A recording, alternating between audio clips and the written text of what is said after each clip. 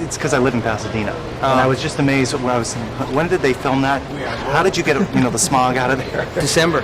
Yeah, it was end of 6 weeks in November, December. because I don't think there was smog in the 30s. There was in the 50s, but not in the 40s, 30s. Right. So, Because there weren't that many automobiles. I know. Well, that's true. There was a lot more. There's trains and. Right. So this obviously isn't your first time here, or you were filming here. Now, how did this come your way? How did you meet Gary and become involved in the movie? My wife Judy and I met Gary Ross a couple of years ago, and he informed us that he was writing the screenplay for Seabiscuit, that he had bought the rights to the book. And so naturally, we were very excited about that. And my wife literally begged him for a job on the movie as a technical advisor.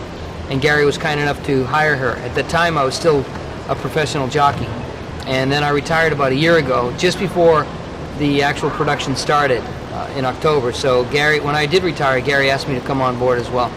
So, and you're also in the movie as well as a race. It's what now? What is the title? A race? You were Race designer? race designer, which I've never heard before because there's that. When you're watching the movie, one thing that does click in your head is, God, this must have been hard to choreograph. It was. It And was very that's difficult. where you come in. That's right. It was difficult, but we had a very intelligently planned process that Gary came up with.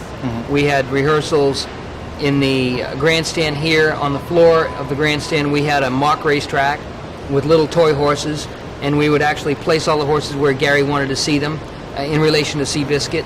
Then we would go out on the racetrack and do another walking rehearsal out there. And then once all the jockeys get up on their horses and we'd go to position one, we'd go through it one more time in our heads and communicate with each other. And I also had two-way radios that I would be able to communicate with the jockeys and tell them exactly where Seabiscuit was. Okay, he's coming up on your right. Don't look back, but there he is, and make sure you let him go by. Now, another. I bet people have asked you this, but the horses themselves. Where do you get? Are some of these horses known by racing fans? Some of them may have been because they were all racehorses that we used in the racing scenes, but they were acquired at racetracks all throughout the country.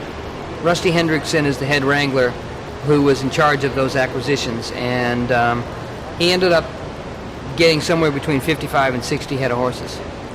Any trouble with getting the order right? Because you have to have Seabiscuit out on front. I mean, that's what I was looking at. I thought, how many times did you have to shoot that to get? Well, it depended upon the circumstances. The very last race in the movie that he wins, it was a little embarrassing because Seabiscuit kept winning by just a head or a nose, and he's supposed to win by 4 lengths. And so we had to go to great lengths that day to get Seabiscuit to win by the correct margin. So you knew what these horses could do before you used them in certain positions. That's correct. Yes. And that's how you figured out.